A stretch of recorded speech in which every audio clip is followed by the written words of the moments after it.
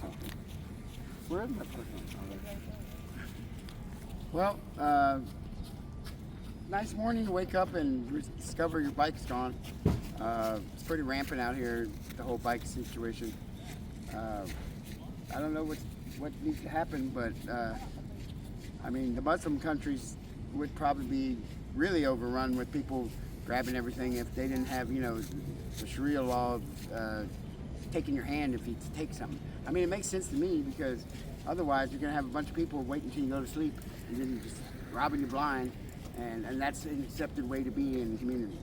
And that's not. How can you live like that? I mean, if you can't respect one thing, how can you respect anything? And the one thing you should respect is where you operate and sleep, and not do stupid stuff or messed up stuff or, you know, steal stuff in that community. Because if you can't respect one thing, like I said, you're not going to respect anything. And who wants somebody with no self-control running around? Oh, I have no self-control. Oh, there's a bike, I must take it. I mean, who does that? I mean, and there's people running around like that. And it used to didn't be like that here. I mean, this was a nice community where I remember not having to watch my stuff every 5 seconds and saying, oh, is my stuff okay? Is my stuff okay? Nobody wants to do that. So, I mean, I don't know, but if I could find some kind of footage of, you know, it's a 3-hour window of when it got taken. I mean, it's not a, and there's so much cameras out here, you'd think there'd be some kind of way to see. And if I did see and I knew for sure who took it, I mean, a broken arm might be a way to go. And Coco says, oh, I don't approve of violence. Well, it's not violence. It's just, hey. It's violence. Violence is not. It's not. I mean, but you got to get to a point.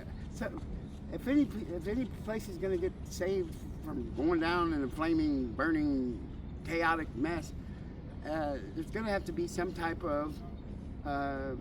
People have to suffer consequences for shit to get better. And I hate to use that word, but it's not, you know. But and I'm suffering my consequences. That's a big part of why I'm out here. So, my ex said, oh, you know what the problem is? You don't suffer your consequences.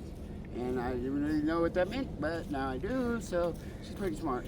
And other than that, I'm kind of frustrated because, you know, bike is a big part of getting around and doing what I need to do. But maybe I could use to jog a little bit. I don't know. I'm trying to look at it in a good way, but the fact of the matter is, your stuff is gone, and I kind of think it's somebody that knows me, because who goes up and says, oh, look, there's a bike over there. I'm going to go over there and just take it. They have stolen every single thing. So yeah, but it's not random strangers walking by and saying, hey, I'm going to go sneak up real close to that person over there that's sleeping. And nobody's going to do, the risk is not worth the return on that part. It's somebody that knows you and that's operating around you and it's like smiling in your face. And that's what we got to, you know, stand up against, as that type of person, because we're all guilty of something. I mean, I farted and didn't tell nobody yesterday. But I'll try to stay positive. So anyway, I'm not going to run out and say, oh, they stole my bike, I got to go steal another. I got to steal a bike, you know, steal another bike from somebody. No, that's not the way to do it. Did you have tostada chips?